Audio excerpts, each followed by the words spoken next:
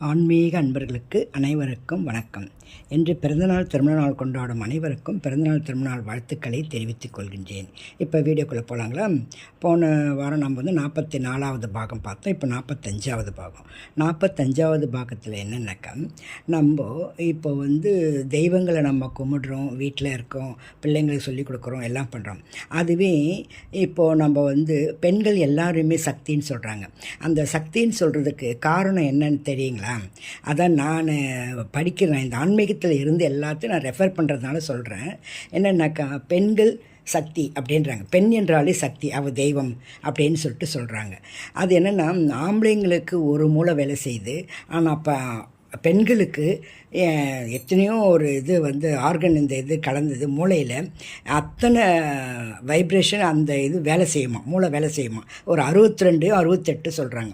அந்த மூளைகள் வேலை செய்யும். அதனால தான் பெண்கள் என்ன பண்ணுறாங்க, ஆம்பளைங்க ஆஃபீஸ் வேலை மட்டும் போயிட்டு வராங்க. ஆனால் பெண்கள் என்ன பண்ணுறாங்க, அனைத்து வேலையும் செய்கிறாங்க.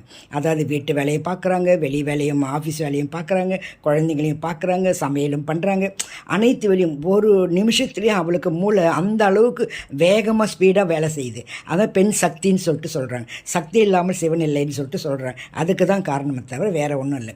இன்னொன்று என்னென்னாக்கா, பகவான் நம்ம சக்தி தேவியை அவர் ஊழி தாண்டவம் ஆடும்போது அம்பாளை தூக்கி வச்சுட்டு ஆடுறார்.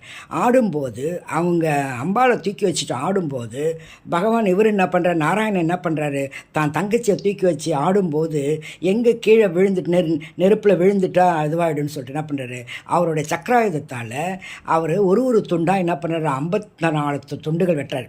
51 துண்டுகளாக வெட்டுறார். அந்த 51 துண்டுகள் தான் 51 ஊரில் விழுந்து 51 சக்தி பீடமாக மாறிச்சு.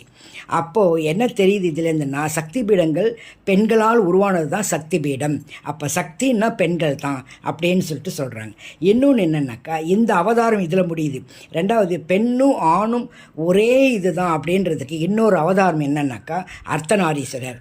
அந்த அர்த்தநாரீஸ்வரர் எப்படி வந்ததுன்னாக்கா, தன்னுடைய உடம்பை சரிபாகமாக தன் பெண்மைக்கு கொடுத்தவள் நம்ம இவர் சிவபெருமான். அந்த சிவபெருமானை பற்றி சொல்லணும்னா அடுத்த பாகத்தில் சொல்கிறேன். எல்லாம் கேளுங்க. நன்றிங்க, வணக்கங்க. லைக் பண்ணுங்கள், ஷேர் பண்ணுங்கள், சப்ஸ்கிரைப் பண்ணுங்கள். வாழ்க வளமுடன்.